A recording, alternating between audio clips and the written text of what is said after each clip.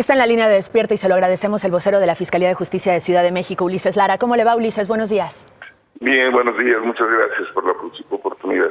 Lo primero es saber cómo está esta adolescente y si le están dando seguimiento al contexto familiar en el que pudiera estar junto con sus padres y demás. Sí, muchas gracias. Eso es lo más importante. Está integrada al grupo el núcleo familiar desde el pasado día sábado. Hemos estado dando seguimiento. Hemos estado acompañamiento también por parte de una célula del área de víctimas para contención y apoyo. He estado todo el tiempo cercano y antes de emitir cualquier comunicado hablamos con la familia y le dimos a los familiares, en particular a su señor padre, de la información que conteníamos para que estuvieran enterados. ¿Y qué dijeron? Así que hemos mantenido todo esto, sí. ¿Cuál fue la reacción de la familia al enterarse de la versión que ustedes han dado a conocer? Pues en este caso nos dieron a conocer, se tiene una minuta con ellos y estuvieron conversando. La información ha sido consistente, como ustedes lo han mencionado en su reportaje, existen testimonios y tenemos videos y pruebas donde afortunadamente la joven entre el día jueves que se declaró su desaparición en la estación de Indios Verdes hasta su aparición en esa, estuvo en compañía de personas que la cuidaron, la procuraron, le dieron asilo y posteriormente, bueno, en el hallazgo se pudo confirmar también mediante pruebas porque se le presentó ante la Fiscalía Especializada para determinar si tenía algún tipo de lesión y afortunadamente la joven no presentaba daño físico u otro tipo de situación que pudiera señalarse como haber sido víctima de algún delito. Ulises, buenos días. Es importante porque es lo que hemos comentado, sí. Habría o parece que hay una cierta contradicción, primero entre las imágenes que ustedes han dado a conocer, primero aquella del paradero Indios Verdes, donde parece que la jalan, con las imágenes que después ustedes dan a conocer, donde se le ve libremente caminar por las calles. Junto con eso, la versión de las propias autoridades del Estado de México que confirmarían que efectivamente fue encontrada maniatada, semidesnuda, en un paraje en Nezahualcóyotl. ¿Cómo explicar esto? Bueno, lo primero es que una de las cosas que se hizo fue ir al lugar donde se señaló la desaparición y se tomaron testimonios, como también lo comentaron ustedes, y también se tomaron las cámaras del paradero. En ella se pudo ubicar que había diferentes imágenes en donde se veía a la joven y en otros donde no era posible detectarlo. Esto fue lo que en principio señaló, pero pudimos observar en las primeras imágenes que se tenían que no estaba siendo coaccionada esta persona. Segundo, en el caso de la declaración de los policías municipales, existe un informe policial homologado y existe un procedimiento mediante el cual se da la información virtual. Hay una declaración, nosotros estamos solicitando que pueda ser ministerial por parte de los policías municipales. La versión que nosotros no solamente tenemos y hemos señalado es que se encontró la joven en una situación en la cual la bolsa estaba cubriéndole parte del cuerpo, no estaba dentro de ella. Es una situación en la que además se le da atención, se le cubre con una frazada especial y se le traslada. Y lo importante es que en el traslado lo que hacemos es verificar mediante peritajes, el servicio médico y la atención psicológica, el estado general de salud y afortunadamente la joven se encuentra bien. Es decir, quisiera yo aprovechar, sí, que los datos que nosotros estamos presentando son consistentes con lo que estamos diciendo. La versión será algo que tendremos que verificar y nos tendrán que explicar los señores municipales a qué se refieren y qué dijeron al respecto delante del Ministerio Público. Para todos debería de ser una buena noticia que esta chica no fue víctima de ningún delito. Es correcto. Sin embargo, hay centenares de menores que están desaparecidos en la ciudad, en la zona conurbada de la ciudad. Y esto, como cada vez que se hace público, tan público un caso, pone sobre la mesa de nueva cuenta la problemática. ¿Qué tan grande es? ¿Cuántos menores hay desaparecidos en este momento?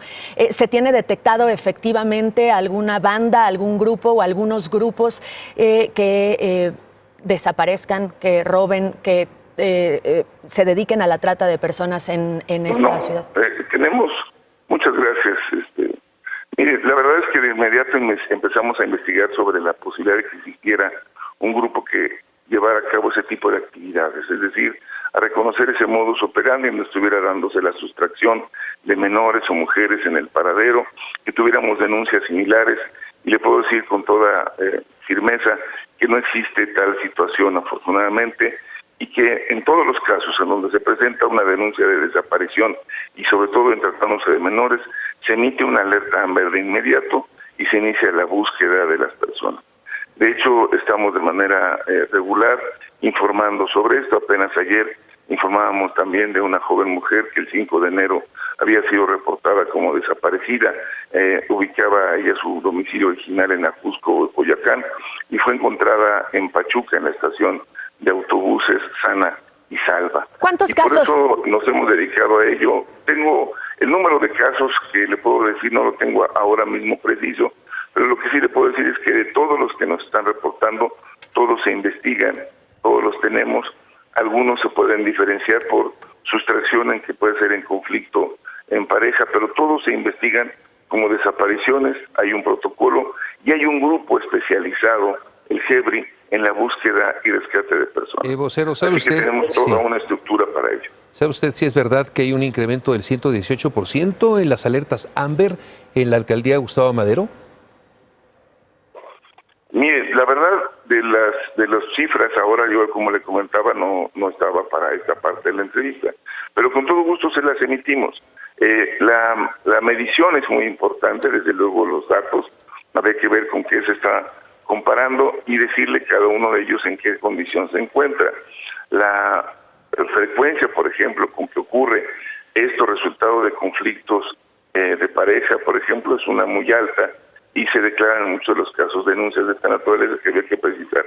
En otros casos sí tenemos temas en donde están relacionados con que puede haber una sustracción, pero por ahora, y tal y como le estoy señalando, no existe una banda, ni estamos teniendo una dificultad donde estén desapareciendo menores o mujeres, ni en espacios públicos, ni en el número, digamos, que se ha aparecido como si fuera una acción recurrente.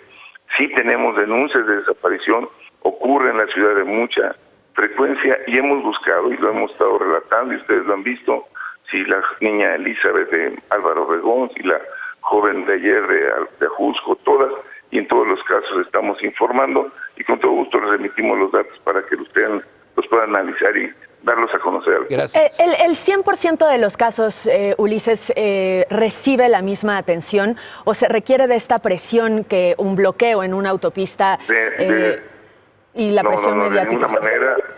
Entendemos nosotros que en muchos de los casos las familias reaccionen y entendemos también la angustia que genera la desaparición o la ausencia de alguien en el entorno familiar, y entendemos que esto ha llevado a muchos de los casos a que las personas se manifiesten, pero en todos los casos, inmediatamente que se presenta la denuncia en la Fiscalía Especializada, se inician los protocolos, entre ellos desde la emisión del fotovolante, la búsqueda interinstitucional, la búsqueda de campo. Aquí los datos de las familias son muy importantes en el sentido de conocer su entorno, sus amistades, y hacer una búsqueda precisa que nos permita encontrarla lo más pronto posible. Ulises, pero tratándose de niños, se emite la alerta AMBER a los 2 minutos de que están presentando la denuncia. El dar a conocer imágenes, en este caso, donde se ve que claramente está libre por voluntad propia, ¿no implicaría una victimización o revictimización en este caso de la menor? Y en una figura que creo que no existe en el caso de menores, que es la ausencia voluntaria, ¿no? Nosotros hemos procurado en todos los casos, y por eso agradecemos esta posibilidad de señalar y poner en el centro que se encuentra bien, que se encuentra con salud, y decidimos que había que presentar las imágenes para tranquilidad de que no había sido en este lapso, como se había supuesto, sido víctima de algún tipo de privación de la libertad. No está en la orientación de poner en riesgo su vida, por eso hemos mantenido en reserva su nombre. Estamos haciendo lo posible y deseamos que la joven, una vez integrada en su familia, se le demos seguimiento como lo hemos hecho hasta ahora para su, digamos, normalización de su vida. La intención, por lo tanto, no es de ninguna forma revictimizar, sino aclarar y agradecerles a ustedes la oportunidad de que en los medios se pueda señalar con puntualidad que hay una niña ya en su casa, una joven, una adolescente ya está en su núcleo familiar y que afortunadamente no fue víctima de delito y que no tenemos ninguna banda haciendo ese tipo de actividades que ponen en riesgo la seguridad de las personas. Bien, Ulises Lara, vocero de la Fiscalía Capitalina, gracias, muchas gracias por estos minutos. Al contrario, muchas gracias a ustedes. Muy buenos días. Buenos días. Lo que es cierto es que hay un problema serio en todo el país, en la Ciudad de México y en todos los estados, de desaparición de personas, incluyendo menores, incluyendo niñas, niños y adolescentes, y que hay que tratarlo con el máximo cuidado, preservando esto, lo que decíamos, la dignidad, la privacidad, y sobre todo considerando que un menor nunca se va a ir nada más así. No, eso no es posible. Siempre tratándose de menores hay que darles esa celeridad también a los casos y la importancia, sean mediáticos o no.